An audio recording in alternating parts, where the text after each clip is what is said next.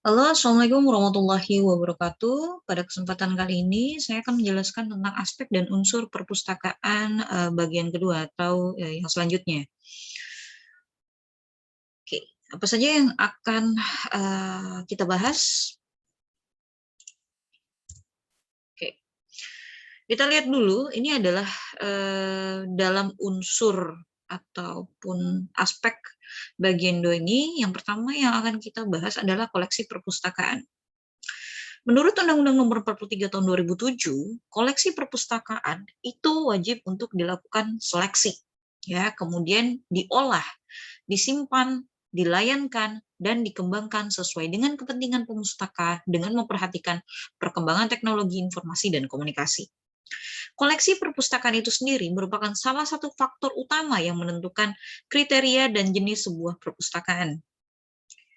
Koleksi perpustakaan yang disediakan juga haruslah merupakan koleksi yang memang dibutuhkan oleh pemustaka, baik pemustaka potensial maupun pemustaka aktualnya. Jadi koleksi perpustakaan ini salah satu unsur penting. Kalau ada yang kurang dari koleksi perpustakaan, maka bisa melakukan pengembangan koleksi. Kalau ada koleksi perpustakaan yang mengalami kerusakan ataupun vandalisme dan lain sebagainya, bisa kita lakukan preservasi dan konservasi. Jadi salah satu item penting dalam unsur perpustakaan, di mana menjadi salah satu syarat yang bisa menarik para pemustaka untuk datang berkunjung, untuk memanfaatkan segala fasilitas yang ada di perpustakaan, ya ini adalah ketersediaannya koleksi. Saya bisa katakan tidak ada sebenarnya perpustakaan yang memiliki koleksi lengkap, ya, karena seperti yang kita ketahui bahwa setiap pemustaka ini punya kebutuhan masing-masing dan tidak mungkin sebuah perpustakaan itu bisa menyediakan seluruh keinginan pemustakanya. Nah, itu butuh budget yang terlampau besar untuk menyediakan banyak koleksi sesuai dengan keinginan, tetapi minimal bisa menjawab kebutuhan informasi. Ya, jadi kalau dikatakan koleksi perpustakaan itu lengkap atau tidak, itu tidak bisa. Yang bisa adalah koleksi perpustakaan yang variatif atau yang cukup banyak menjawab kebutuhan pemustaka. Oke, sampai di sini saya rasa untuk membahas koleksi sudah cukup. Sekarang kita lanjutkan, koleksi perpustakaan ada apa aja sih? Nah, bentuknya ada koleksi tercetak dan ada koleksi non-cetak. Oke, sebelum kita masuk ke kriteria seleksi pengadaan koleksi, saya kembali lagi pada jenis dari koleksi itu sendiri yang tersedia dalam bentuk cetak maupun non-cetak. Sebenarnya koleksi perpustakaan itu dapat berupa bahan tercetak yang saat ini bisa kalian banyak temui di berbagai macam perpustakaan yang ada di Kalimantan Barat atau di Pontianak khususnya. Misalnya ada koleksi buku atau monograf, yaitu sebuah terbitan yang mempunyai satu kesatuan yang utuh. Dapat terdiri dari satu jilid atau bahkan bisa lebih. Ya, yang tergolong dalam buku monograf itu adalah buku teks yang biasa kalian baca, kemudian laporan penelitian, skripsi, dan lain sebagainya. Kemudian buku tercetak lainnya yang bisa kalian temui di perpustakaan itu seperti terbitan berkala atau terbitan berseri, yaitu terbitan yang diterbitkan terus-menerus dalam jangka waktu tertentu seperti harian, mingguan, 3 bulanan, bahkan bisa semesteran. Contohnya apa? Surat kabar, jurnal, majalah. Nah, itu adalah termasuk dalam koleksi terbitan berkala atau terbitan berseri. Bahan tercetak lainnya seperti peta, gambar, maupun brosur atau pamflet. Ya, sedangkan yang masuk dalam kategori koleksi non cetak yang seperti apa? Nah, misalnya ada koleksi tentang rekaman gambar, ya, yang dikemas dalam bentuk film, kemudian di save atau disimpan dalam CD, DVD, ataupun juga dalam bentuk mikrofilm. Kemudian ada juga koleksi perpustakaan dalam bentuk rekaman suara, ya, kemudian akan disimpan ke dalam piringan hitam, kaset, nah seperti itu. Kemudian ada lagi koleksi non cetak lainnya dalam bentuk rekaman data magnetik atau digital. Ya, misalnya seperti pangkalan data, file, dan lain sebagainya yang bisa kalian akses ya. Sekarang sih sudah banyak bisa mengakses secara internet atau secara digital ya. Jadi bisa mengakses database-database online sehingga memudahkan kalian dalam melakukan pencarian koleksi. Seperti itu. Baru kita masuk ke dalam kriteria seleksi pengadaan koleksi. Apa kriteria yang pertama? Yang pertama adalah tujuan cakupan dan kelompok pembaca. Ini penting sekali. Mengapa? Karena ketika kita mau melakukan pengadaan koleksi, apalagi budget perpustakaan kita itu terbatas, sangat perlu sekali kita melihat tujuan cakupan dan kelompok pembaca yang akan kita layani ini siapa saja, agar kita tidak hilaf dalam membelanjakan anggaran. Ya, sehingga buku ataupun koleksi yang kita beli atau kita adakan itu malah jadinya mubazir karena tidak tepat sasaran, tidak sesuai dengan kelompok pembacanya. Nah, tujuan cakupan dan kelompok pembaca ini ya sebaiknya dalam pemilihan bahan pustaka yang akan dipilih harus dipertimbangkan dengan sungguh-sungguh kesesuaiannya dengan tujuan cakupan dan siapa sih pengguna perpustakaan kita. Nah, tujuan umum dapat diketahui melalui misalnya judulnya, daftar isinya, indeksnya, gitu ya. Kemudian cakupannya dapat juga dilihat dari daftar isinya atau beberapa keterangan dari penerbitnya dan juga kelompok pembaca yang menjadi sasaran bahan pustaka tersebut diketahui dari ya kata pengantarnya maupun pendahuluannya. Jadi kita harus detail, harus melihat dalamnya ya, walaupun tidak dibaca sampai habis, sampai tuntas, jadi bisa melihat dari beberapa strategi tadi untuk menganalisis apakah akan sesuai dengan pemustaka yang akan kita layani. Jadi kelompok pembaca dari perpustakaan kita itu siapa aja, sesuai nggak nih bacaannya dengan masyarakat yang dilayani. Jangan melakukan pengadaan koleksi itu sesuai dengan keinginan kalian. Itu tidak benar ya. Oke, kemudian apalagi? Kemudian kita perlu juga memperhatikan tingkatan koleksi. Nah, kalau kita lihat di sini ada 6 kategori tingkatan. Jadi dalam melakukan pengadaan koleksi, kita juga perlu melihat tingkatan koleksi itu sendiri. Misalnya, ya, ada karya dalam bentuk ringkasan.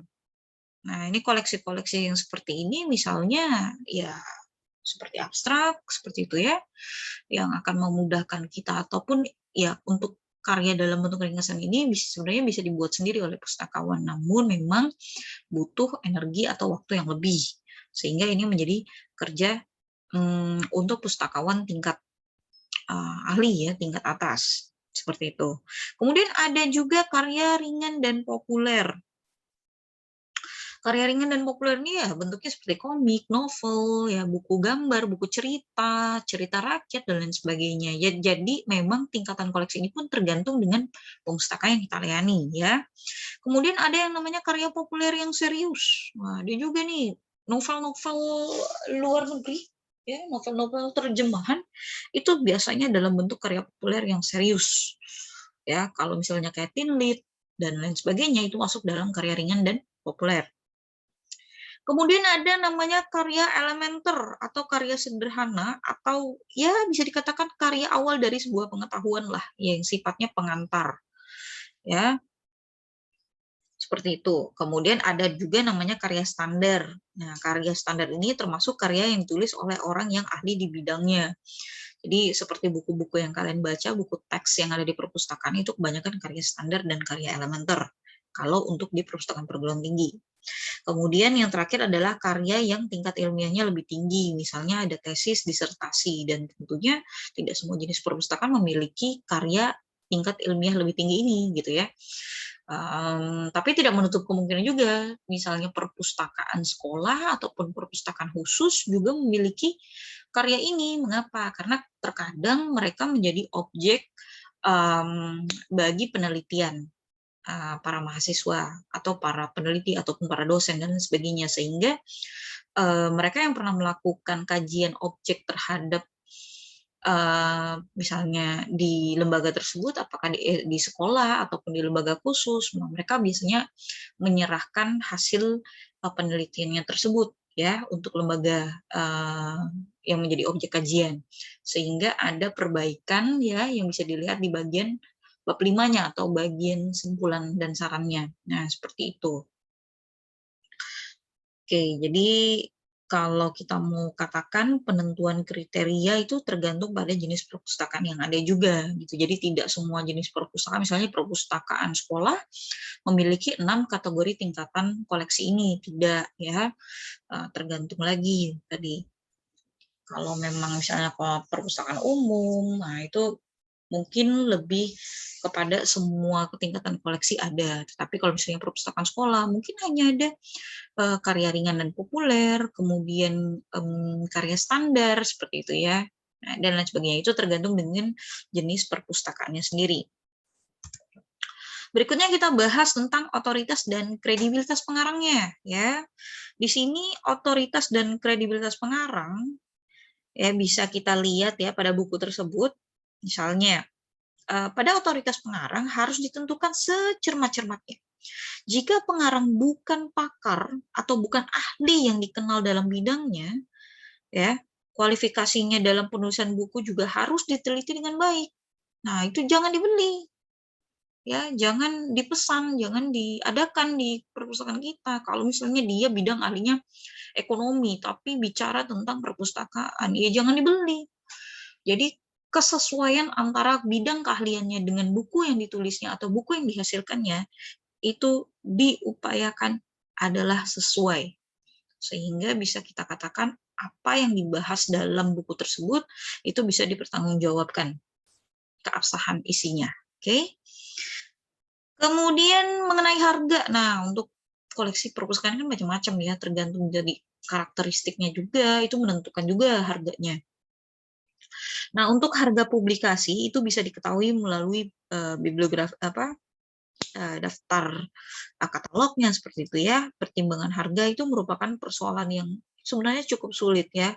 Oleh karena itu pustakawan yang dipercaya sebagai selektor itu perlu mempertimbangkan secara bertanggung jawab ketika memutuskan memilih bahan pustaka di atas harga rata-rata. Apakah sangat dibutuhkan dan akan banyak digunakan. Ya, kalau memang banyak digunakan, ya, pemustaka yang berminat akan menggunakan koleksi tersebut itu banyak, walaupun harganya di atas rata-rata atau tinggi, silakan tetap dibeli. Karena kita melihat dari kebutuhan pemustaka kita. Oke, tapi kalau hanya 1-2 orang ya bisa kita bisa kita skip dulu lah ya, kita alihkan ke yang lebih prioritas seperti itu. Berikutnya yang kita bahas adalah kemutahirannya. Nah, kita perlu memilih juga koleksi-koleksi mana yang mutakhir. Artinya data tentang tahun penerbitan tetap perlu diverifikasi. Jadi kalau bisa itu masih dalam, kalau kita pembelian buku ya 1-2 tahun terakhir lah ya. Jangan terlalu lama, buku lawas tetap kalian beli, seperti itu. Jadi edisi terbaru itu silakan dibeli. Jadi 1-2 tahun atau masih dalam tahun yang sama pembelian, itu silakan dibeli. Tapi tadi tergantung lagi dengan kesesuaian apakah memang pemustaka kita membutuhkan atau tidak, seperti itu ya. Kemudian penyajian fisik bukunya, ini juga perlu kita perhatikan ya.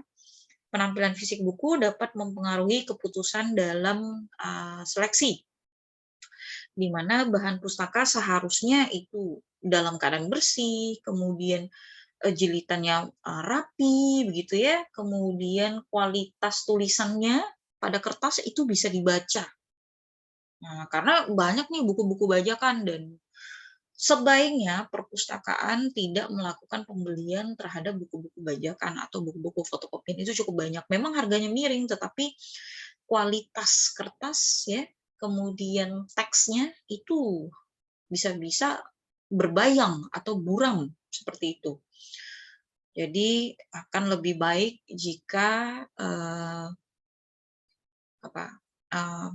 kita membeli buku-buku asli begitu. Tapi kalau memang untuk pribadi, konsumsi pribadi ya silakan aja menggunakan buku bajakan ya sudahlah gitu, selama dia bukan bukan untuk publik ya, seperti itu.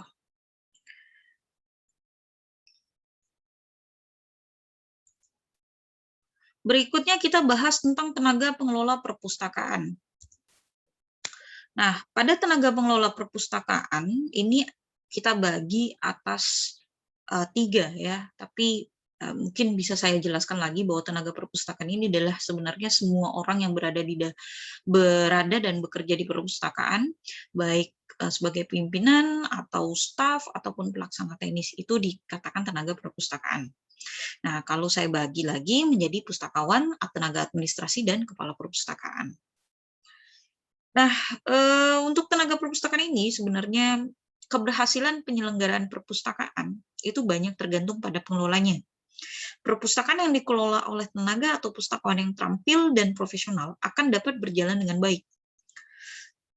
Nah, tenaga perpustakaan meliputi tenaga yang akan melayani pelayanan kepada pemustaka maupun yang menjalankan kegiatan administrasi, ya, apakah itu pustakawan maupun juga tenaga administrasi.